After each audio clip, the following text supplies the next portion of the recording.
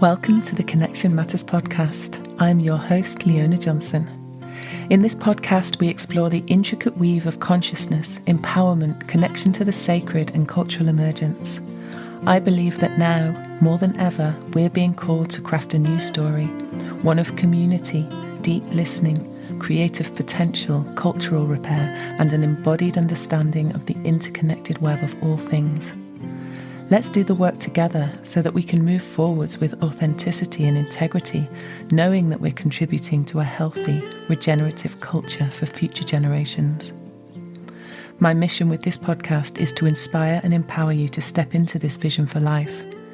Each episode, I'll bring you thought-provoking conversations with leading voices in the field, but you'll also find solo episodes where I dive deep into my passion, connected self-leadership and everyday spirituality, giving you actionable tools to integrate into your daily life. Subscribe now on your favourite podcast platform if you haven't already, and if you enjoy the show, please share it with those who would appreciate it. It really helps when you do. You can also leave a review on Apple Podcasts to help others find us who might need that dose of hope and inspiration. Finally, to get notified straight into your inbox, feel free to sign up to the mailing list in the show notes below. This is also where I share weekly inspirational thoughts and any downloadable freebies that I talk about during the episode. My aim is to serve. I am so grateful that you are here. Hey, and welcome back to Connection Matters. I'm Leona, and honestly, I am so glad you are here today, right at this threshold moment of the year. We're in that liminal space between the winter solstice, that dark night, that turning point, and the new year stretching out ahead of us. It's the perfect time to be asking ourselves, how do we know when we're living our truth? I don't mean truth in some abstract, floaty way. I mean the kind of truth that has you waking up in the morning feeling like, yes, this is my life. These are my choices. This feels right. Or conversely, that nagging feeling that something's off, that you're living someone else's script, ticking boxes that don't really matter to you. There's something about this time of year that brings these questions to the surface, isn't there? Maybe it's the natural pause that the darkness invites, or the way the year's end has us reflecting whether we want to or not. Maybe it's me approaching perimenopause, and can I just acknowledge the level of badassery that comes with this phase? There's this delicious not giving a fuck what anybody thinks energy that arrives, and I'm here for it. Well, I don't care if people are judging me anymore or trying to keep me small, that's for sure. But it's not just about age or hormones. I'm seeing this everywhere. People are less willing to settle, to accept the rubbish state of affairs that we've been handed, because let's be honest, life is getting stretchier in the physical manifest reality. My rent has literally doubled in 5 years. The amount of shopping I get for the same money as I did last year has halved. The amount of free time most people have for recreation and genuine connection is less and less. We're all feeling it, aren't we? But here's what's exciting me. I think we're waking up on a spiritual level. So many people are beginning to understand, even if we don't quite know how to interact with it yet, that we are spiritual beings having a human experience, and that everything is energy. These aren't just pretty words anymore. For every person who says it without really understanding it, there is someone else who understands, who genuinely gets it, or who's starting to. And at this time of year, when we're supposed to be swept up in the frenzy of Christmas preparations and New Year's resolutions, I think more of us are pausing to ask deeper questions. We're craving something more meaningful than another year of the same patterns. We're standing at the threshold and we're ready to step through it differently. So today, I want to explore what living our truth actually means, not as someone's Instagram caption, but as a lived practice. How do we feel it? How do we know it? What do we do when we realize that we're not living it? And crucially, what do we do when we can't navigate this journey by ourselves. Before we dive in properly, let me give you a sense of what we're going to explore together today. First, I'm going to help you understand what living your truth actually means in practical, grounded terms, because it's easy to throw around these phrases, but what does authenticity and integrity really look like in your daily life? Then we're going to explore how to recognize that essential self underneath all the stories, the trauma, the conditioning, that core of who you've always been inside. And I'll share what I've discovered about finding that thread that's been guiding you since birth. We'll look at the practical question: when life is comfortable and ticking over, is it really wise to rock the boat? And I'll share what I've learned about making those big shifts, the ones that scare us, but also call to us. And I'm also going to talk about why we can't always do this work by ourselves, and where to find the support and community that makes living authentically not just possible, but joyful. And finally, I'll introduce you to a powerful way to clarify your unique purpose, because when we know what we're here to do, everything flows with so much more ease and grace. So let's start with this. What does living your truth actually mean? When we talk about truth in terms of living, we're talking about authenticity and integrity. But what does that really mean? I believe it means being in alignment with who we are.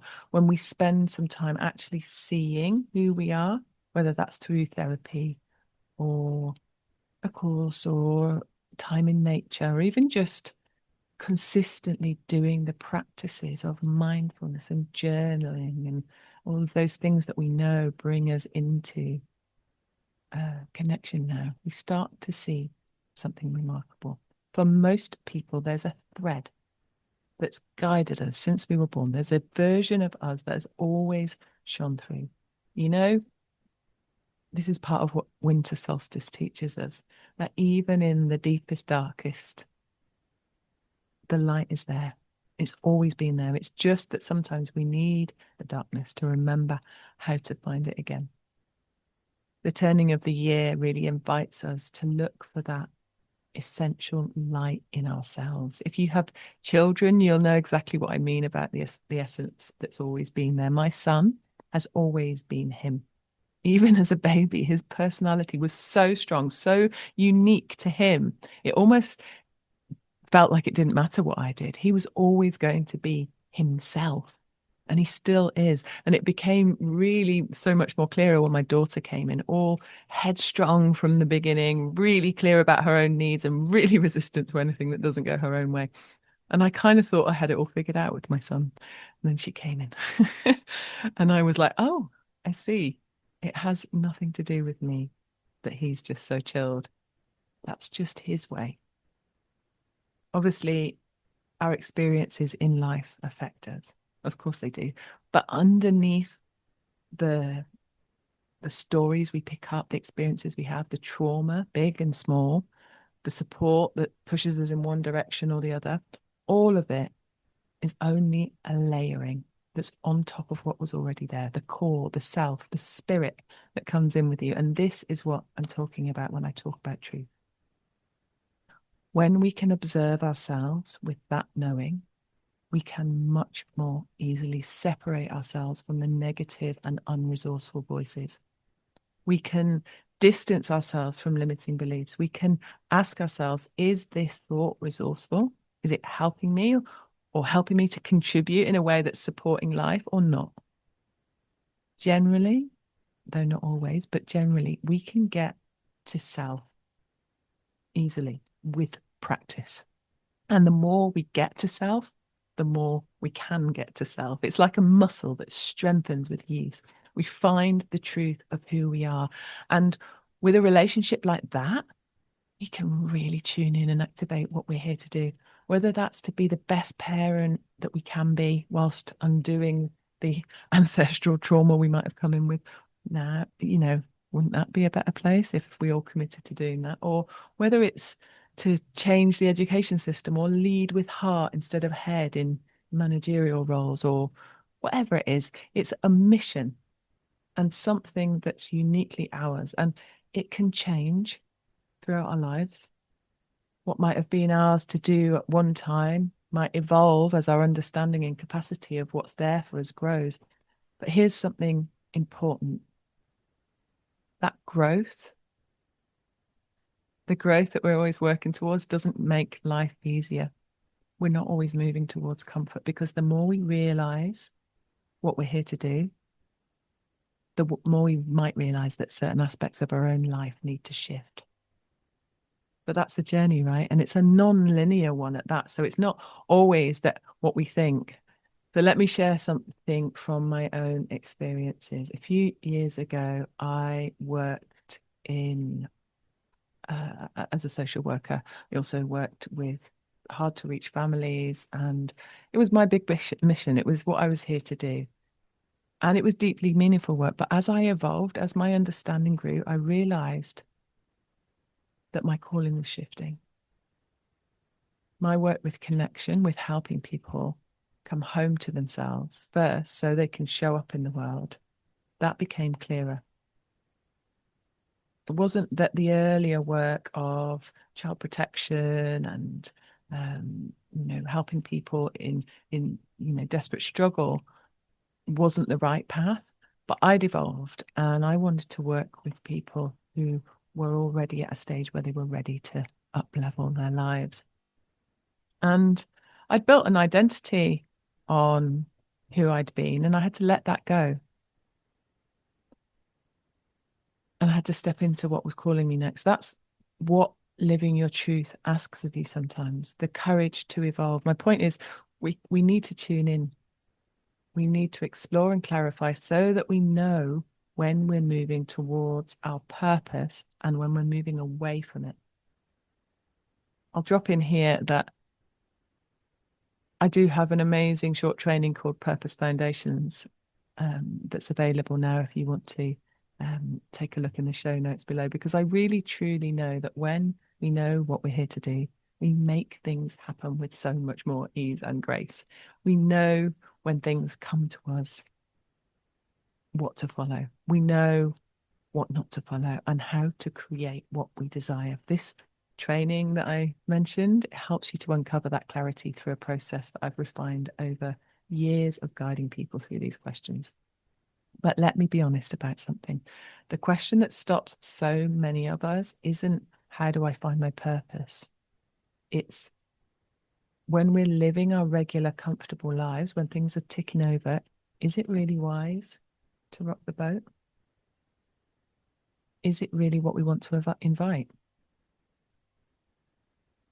Change invites unknown outcomes, especially now, right? When we're supposed to be settling in for the cozy bit of winter, when everyone's talking about what they're grateful for and making nice, safe resolutions about drinking more water or going to the gym. But what if this threshold asks more of us than that? As Mary Oliver asks, doesn't everything die at last and too soon?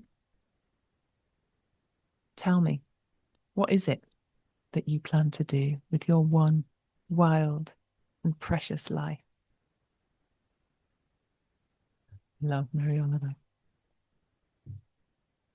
This time of year, this darkness, this pause, this turning point, it asks you that question.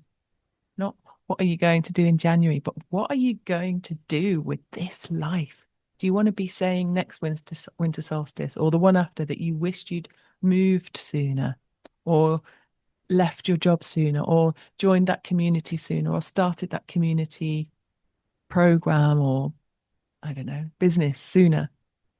Do you want to be saying, I wish I'd created that project, or planted my garden, or bought that wood, or learned to hold circles, or you fill in the blank, whatever is whispering to you right now in this quiet, dark time when whispers are easier to hear? What's yours? Because the thing is, we have choice, don't we? If you're listening to this and saying, what are you going on about? I'm very happy, thanks very much. I just ask you to check in with each of your life areas. Do you have a clear vision? Are you really connecting with nature or practicing, what supports your overall well-being?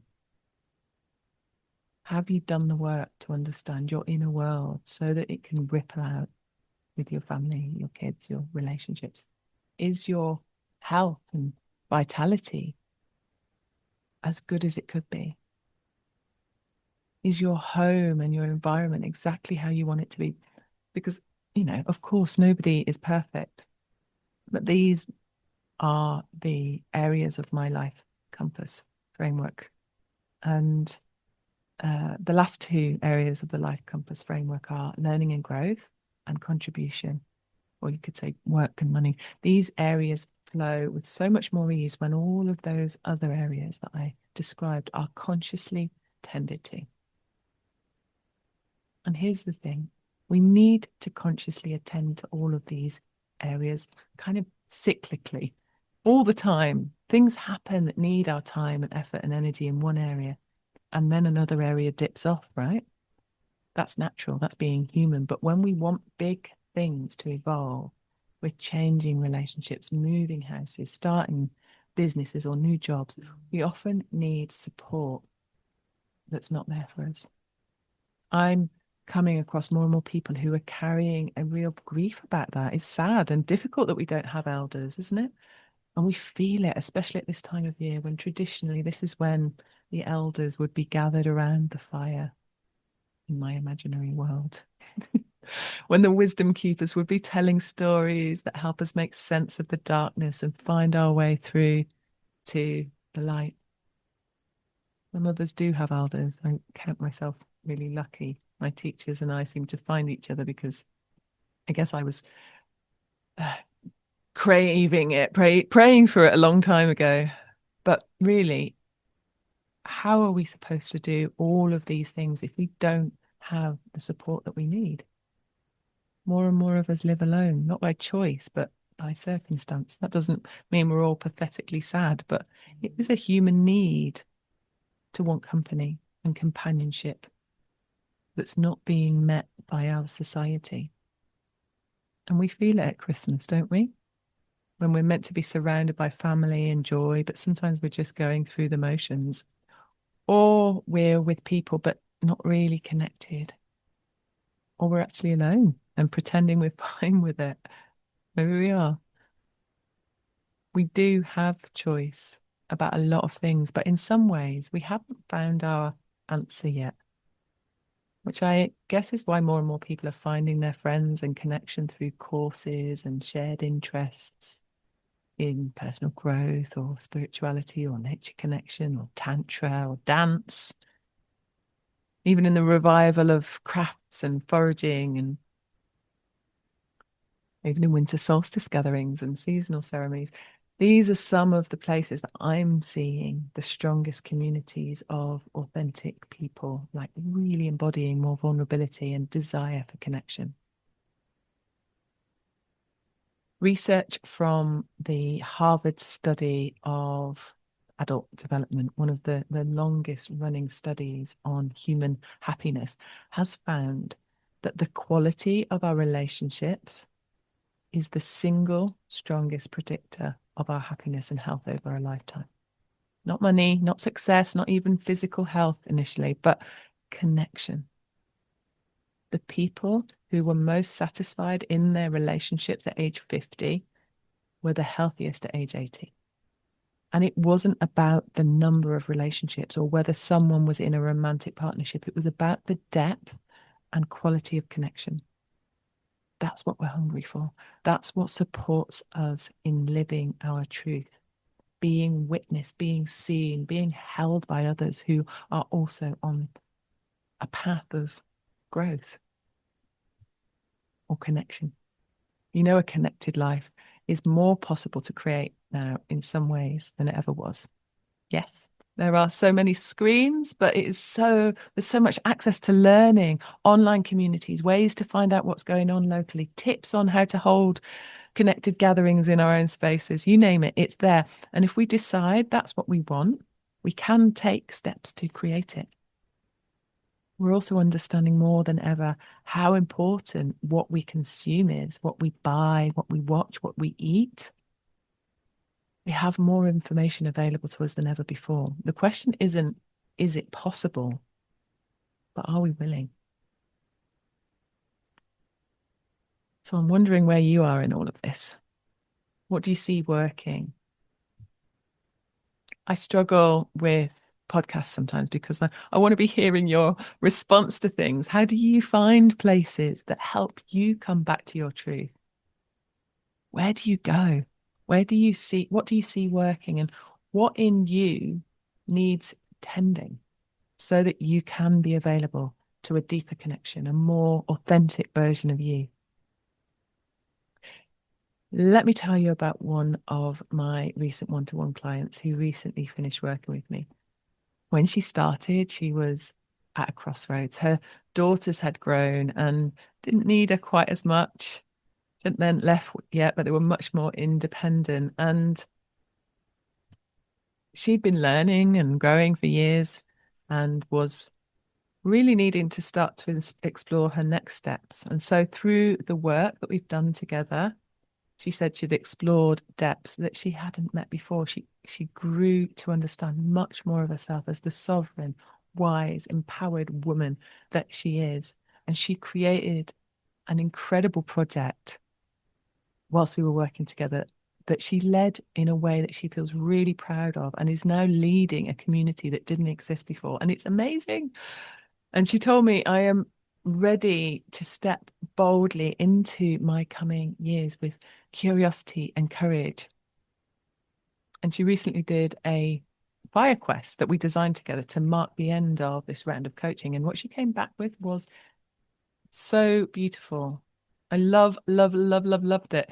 So proud of her and glad to have her in my life now.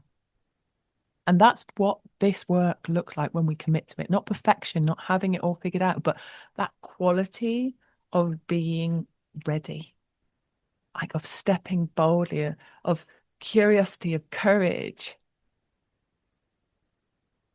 Relational and integrative coaching is my passion. It's this kind of depth of work that lights me up. If any of you are interested in exploring what coaching could look like for you, I'd be really happy to do a one-off session. The link to that is in the show notes below.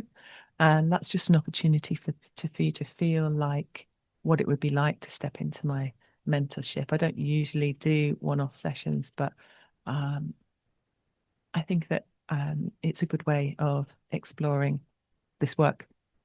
But let me bring you back to where we started. How do we know when we're living our truth? I think the answer is simpler than we make it. We feel it in our bodies, in that quality of rightness, in the way we move through our days. We know it when we wake up and we feel aligned, when our actions match our values, when we're not constantly explaining ourselves or making excuses for our choices that don't really fit us. We also know it when we're not living it, because we have a nagging feeling or sense of being off track or constant exhaustion that comes out from not from hard work, but from kind of working against our own grain. And here we are at the threshold, the solstice, the turn. The light is returning, and we're standing in that space between what was and what will be. This isn't about New Year's resolutions, those surface promises we make and break.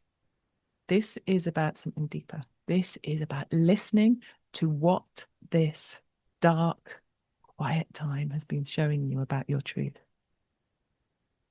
The invitation is to pay attention, to develop that relationship with yourself where you can hear the whispers before they become shouts, to find practices, whatever they are for you, that help you come home to yourself regularly, and find the people, the the communities, the teachers who can walk alongside you as the light returns and you step into what's calling you. Because here's what I know to be true. We are not meant to do this alone. We are not meant to have it all figured out. And we're meant to be in process, in relationship, in community. We're meant to be evolving, growing, sometimes stumbling, sometimes soaring. Your truth is in there. It's been there all along, underneath everything else. And this threshold time, this turning, it's the perfect moment to recommit to uncovering it, to living from it, to letting it guide you.